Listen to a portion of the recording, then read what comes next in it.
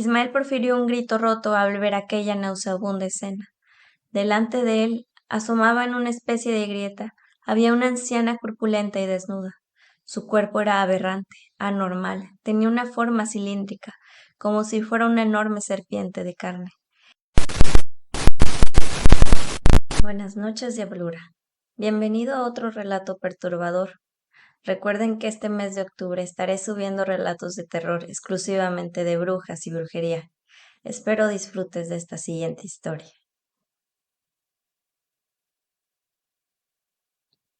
Ismael y su hijo David, de 13 años, habían llegado a Ciudad Juárez desde Michoacán. Ismael estaba cansado de la violencia que había en su pueblo, del hambre y las pocas oportunidades, pero sobre todo, él no quería que su hijo siguiera viviendo en esa decadencia. Y realmente todo el país estaba en decadencia para gente como él. En México, solo los ricos podían vivir tranquilos. Ismael era padre soltero, y en el pueblo solo le quedaba la familia de su difunta esposa. Ellos habían intentado hacer cambiar de parecer a Ismael. Le decían que el viaje era muy peligroso y que si lograba cruzar, los gringos siempre lo iban a tratar como la peor inmundicia. Pero Ismael creía que tenía más posibilidades de sobrevivir al desierto que seguir viviendo en esa comunidad. Ni siquiera le importaba la discriminación con tal de vivir medianamente seguros y tener un empleo para proveer a su hijo de una vida mejor. Emprendieron el camino hasta Juárez con un pollero local. En una vieja camioneta iban ellos, una pareja joven y otro muchacho con una gruesa chaqueta verde de nombre Tomás. Ya en Juárez, el pollero los dejó en otra camioneta con otros dos compañeros. No les dieron ni tiempo para descansar. Apenas hicieron el cambio de vehículo, se apresuraron a una ferretería para conseguir un largo alambre para castillo que metieron como pudieron dentro de la camioneta. El Armex, como le explicaron los polleros, les serviría como escalera para cruzar el muro. Luego, los dos polleros manejaron a una zona muy apartada en el desierto. Estaba atardeciendo, sacaron el Armex y le explicaron al grupo que debían de ser muy sigilosos. A la lejanía se veía el imponente muro de acero, pero para poder llegar a él tuvieron que arrastrarse todo el camino. El terreno desértico no tenía más que matorrales llenos de cadillos. Estos se prendían muy fácilmente a los brazos y a la cara, lo que hizo el camino lento y tortuoso. Cuando llegaron al muro, los polleros engancharon el ármex de alambre al otro lado del muro fronterizo. Tomás fue el primero en escalar, usando los espacios entre los alambres para llegar hasta la cima. Había que ir escalando con cuidado, pues el ármex era muy estrecho y con trabajo entraba la punta de un pie en cada espacio entre varillas. Cuando Tomás llegó al otro lado lo siguió David. El último rastro de la tarde se esfumó en cuanto Ismael cruzó el otro lado. Después de Ismael era el turno de la pareja, pero la muchacha había tenido un cambio de parecer. No quería escalar el muro, pero su novio trataba de hacerla entrar en razón. Los polleros le habían dicho que en cuanto cruzaran el muro debían de salir corriendo y atravesar el desierto. Y así había hecho Tomás, pero Ismael y David se sentían mal por la pareja e intentaban ayudar a calmar a la muchacha desde el otro lado del muro. Por suerte, no se demoraron mucho. La muchacha logró calmarse y comenzó a subir por el Armex. Su avance era torpe y todos la observaron con nerviosismo hasta llegar a la cima del muro. Estando ahí arriba, la muchacha se detuvo un instante y luego miró hacia donde su pareja se encontraba. Ahí vienen, gritó, y en ese momento se escuchó el chillido de un megáfono. El repentino sonido tomó por sorpresa a la muchacha, quien se enredó con sus pies y cayó desde la cima del muro. El golpe seco de su caída fue opacado por los berridos de dolor que la muchacha profería. Había caído de pie y sus piernas estaban destrozadas. El blanco mortal de sus huesos resplandecía inquietantemente con la luz de la luna. Ismael y David se acercaron a la muchacha, pero no sabían qué hacer más que intentar calmarla. El novio de esta lloriqueaba del otro lado de la muralla. Había comenzado a subir, pero al igual que la muchacha encontró mucha dificultad para escalar. La luz apareció de repente. Eran los potentes faros de una camioneta de la policía fronteriza. El novio de la muchacha llevaba apenas 3 peldaños subidos y aún le quedaban muchos más. Sabía que no lograría llegar al otro lado antes de que la camioneta de la policía llegara hasta el lugar. Al mirar hacia atrás, notó que los polleros ya se encontraban a medio camino hacia donde habían dejado la camioneta, y pensó que quizá podría alcanzarlos con un poco de suerte. Luego miró a su novia, tendida en la tierra, llorando con las piernas rotas. Ella no iba a poder ir a ningún lado. Saltó y cruzó mirada con su novia. Ella sabía lo que él iba a hacer. No me dejes, gritó entre llanto y mocos. Él no dijo nada, tan solo se le podía ver la vergüenza en su mirada. Se echó a correr lo más rápido que pudo. La muchacha estiró el brazo como si intentara retenerlo. Se lamentó. Su llanto era demasiado desgarrador. Ismael vio al muchacho escapar y supo que él también debía de hacer lo mismo. Tomó a David de la mano e intentó llevárselo, pero David puso resistencia. No la podemos dejar así, decía David a su padre.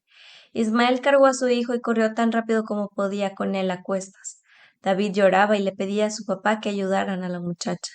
Lo mejor que podemos hacer por ella es dejarla. Los policías solo la deportarán y podrá ir a un hospital, había dicho Ismael, pero no había terminado de decir la última palabra cuando se escuchó el estruendo de un disparo. Ismael puso nuevamente a David en el suelo y le ordenó correr. David lo miró horrorizado y asintió. Un segundo disparo se escuchó. Era diferente. Ismael pensó que debía de ser un rifle y le ordenó a su hijo que no corriera en línea recta. No sabía si eso funcionaría, pero una vez lo había escuchado en la tele. David logró adelantarse a su papá y de un momento a otro desapareció.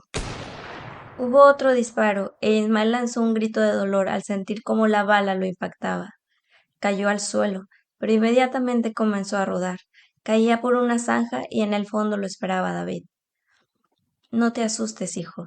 Todo está bien. Ya pasó la peor parte, le aseguró Ismael. David no podía ocultar el miedo que sentía. Estás herido, dijo David, señalando la pierna de su padre. Ismael se examinó el lugar donde había recibido el balazo.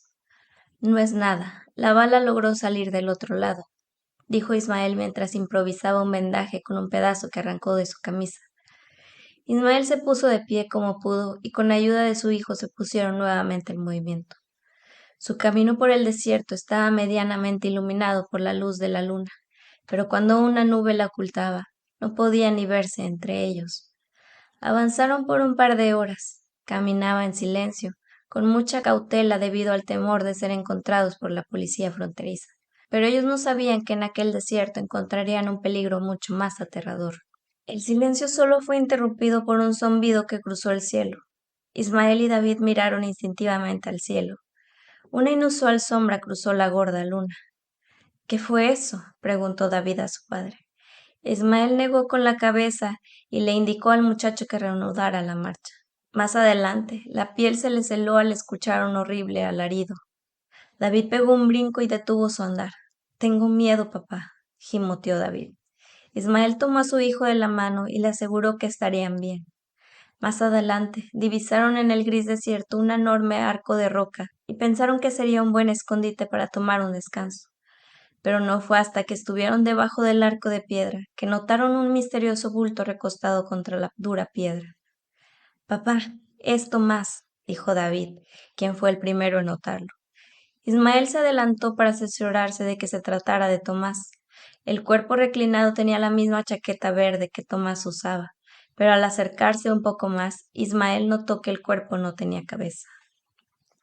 Inmediatamente Ismael se volteó para impedir que David pudiera contemplar la horrible escena. Espérame en aquella roca, le ordenó Ismael a David, y aunque preocupado, obedeció a su padre. Está muerto, ¿verdad? Preguntó David desde el lugar donde su padre lo había dejado y luego agregó. Nosotros también vamos a morir, ¿verdad? Ismael se estremeció ante aquella pregunta. Había intentado mantener un temple duro para que su hijo no sintiera el profundo miedo e incertidumbre que él sentía, pero aquellas palabras lo habían quebrado. Comenzó a sollozar mientras registraba el cuerpo de Tomás. Lo lamento, hijo, no pensé que esto fuera tan duro, pero te prometo que estaremos bien. Ismael encontró dentro de la chamarra de Tomás un encendedor, una cajetilla de cigarros y una cantimplora. También notó que en una mano Tomás sostenía una navaja manchada de rojo. Ismael le quitó la navaja y se guardó el resto de las cosas. Estaba a punto de ponerse de pie cuando escucharon un murmullo indescifrable. David e Ismael se quedaron muy callados intentando localizar el origen del murmullo, y cuando lo hicieron miraron al mismo tiempo el techo rocoso del arco de piedra. La sangre se les heló. Sobre ellos los miraba un bulto de carne arrugado y venoso. Estaba prendida sobre la piedra y le sonreía macabramente. Ismael tomó a David de la mano y comenzó a correr tan rápido como su pierna herida lo permitía. David iba a su lado corriendo. Estaba tan asustado que las lágrimas le nublaban la visión. Volteó solo una vez. Sobre el arco de piedra había una silueta erguida en 2 pies. No desaceleraron el paso por un largo tramo y aún después no se detuvieron. David no había parado de llorar. ¿Qué era eso?, preguntó a su padre. Ismael negó con la cabeza. ¿Era una anciana?, preguntó David, intentando saber si su padre había visto lo mismo que él. Ismael asintió. No sé qué diablos haya sido aquella mujer, pero sé que debemos alejarnos de aquí lo más rápido que podamos, dijo Ismael. Estaba caminando de cabeza, comentó David, mientras intentaba tranquilizar sus sollozos. ¿Cómo puede ser eso posible? Ismael no dijo nada. El aullido de un coyote se escuchó en las cercanías. Hay que darnos prisa, dijo Ismael. Padre e hijo siguieron su camino por el desierto. Tenía rato que se habían dejado de preocupar por la policía fronteriza. Ahora lo que temían era que aquella cosa los persiguiera. Nuevamente escucharon el aullido de un coyote, esta vez más cerca. Se detuvieron en seco. A pocos metros se veían 2 pequeñas y resplandecientes pupilas amarillas. El coyote les había cerrado el paso. Su hocico era rojo y de él pendían varios mechones de cabello humano. Ismael y David se echaron a correr en la dirección contraria de donde había aparecido el coyote, pero el animal los siguió y les impidió nuevamente el paso. No parecía que los fuera a atacar, pero Ismael no lo iba a encarar. A pesar de tener la navaja de Tomás, sabía que había altas posibilidades de fallar. Corrieron nuevamente en dirección contraria. El coyote los siguió pisándole los talones. Emitía gruñidos que más bien parecían risas disimuladas. En una de esas, el coyote alcanzó a morderle el tobillo a David y luego comenzó a arrastrarlo. Ismael siguió a su hijo y al animal. El coyote lo arrastró por varios metros y después lo soltó. Ismael se abalanzó contra el animal intentando clavarle la navaja, pero el coyote lo esquivó y se fue corriendo hacia perderse en la negrura de la noche. Sus gruñidos eran lo único que aún se escuchaba, unos gruñidos que lentamente se fueron transformando hasta convertirse en una siniestra risa humana. Ismael estaba aterrado, pero pronto se vio muy preocupado al ver el estado de su hijo. David había quedado muy mal herido debido a la arrastrada que le había dado el coyote. Su playera se había roto y toda su piel expuesta era un jirón rojo de carne con tierra y espinas. David se quejaba mucho, pero Ismael no podía hacer nada para tranquilizarlo. Sacó de la mochila que cargaba una botella de agua y le dio de beber. Luego usó el encendedor que había encontrado en la chamarra de Tomás para hacerle una fogata con algunos palos que había por ahí y unos documentos que había traído. Cuando la fogata estuvo lista, se acercó a David para que no pasara frío. David, sin embargo, seguía temblando. Tengo frío, tengo hambre, repetía. Ismael contempló entre lágrimas a su hijo. No tenía nada para comer y tampoco le quedaba agua. Ismael le había dado todo el agua a David y lo único que había para tomar era un amargo licor dentro de la cantimplora de Tomás. Quiero volver a casa, dijo David. Ismael sentía mucha culpa en su interior. Lo lamento tanto, hijo. Yo solo quería lo mejor para ti, le dijo rompiendo en llanto. David alzó una mano y lo posó sobre la de su papá. Lo sé, dijo intentando sonreírle. A la mañana siguiente Ismael se levantó alarmado. David había desaparecido. Miró a su alrededor y descubrió que a unos cuantos pasos de donde había hecho la fogata había una enorme montaña, una muy extraña, y quizá había sido la oscuridad de la madrugada lo que no le había permitido haberla notado antes. La pared rocosa de la montaña tenía una evidente cueva, e Ismael decidió entrar pensando que quizá David podría estar ahí adentro. La cueva estaba llena de túneles angostos y siniestros. La luz no llegaba a colarse dentro, así que Ismael había improvisado una antorcha con un palo y una parte de su camisa que había rociado con alcohol de la cantimplora de Tomás. Mientras avanzaba, Ismael repetía mentalmente cada vuelta que daba, en un intento de acortarse el camino que había seguido, hasta que en una de esas vueltas su corazón se heló al contemplar lo más horroroso del mundo. Ismael profirió un grito roto al ver aquella nauseabunda escena. Delante de él, asomaba en una especie de grieta, había una anciana corpulenta y desnuda. Su cuerpo era aberrante, anormal, tenía una forma cilíndrica, como si fuera una enorme serpiente de carne. Y de esta misma manera su boca estaba brutalmente abierta, su quijada parecía dislocada y sus dientes apretaban con toda la fuerza la cabeza de David. La anciana trataba de comerse a David de la misma forma en la que una anaconda devora a un capibara. David no hacía nada para defenderse, parecía como en un trance. Ismael salió del shock de terror y clavó la navaja en la frente de la anciana, que hasta ese momento no se había percatado de su presencia. La anciana se sorprendió y apretó fuertemente los dientes. Un horrible alarido resonó por todos los túneles de la cueva. La cabeza cedió ante la presión como una sandía bajo una prensa hidráulica. Los restos de David quedaron regados por el suelo pedregoso. Había sido un final grotesco y desastroso. Ismael profirió un desgarrador grito. Tomó firmemente la navaja y se la volvió a clavar a la anciana. La mujer serpiente profirió un grito aberrante y se refugió dentro de la grieta, de donde había salido con todo y la navaja incrustada en su frente. Ismael profirió otro grito. Estaba nublado por la furia. Quería ver a aquella bruja muerta.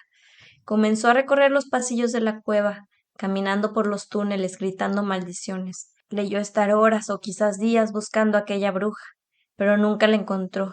Estaba desolado. Tampoco encontró la salida y mucho menos volvió a dar con el cuerpo de su hijo. Quedó encerrado en aquella montaña, pensando que sería su tumba. La culpa y el rencor lo mantuvieron en vilo hasta que sin darse cuenta que se quedó dormido.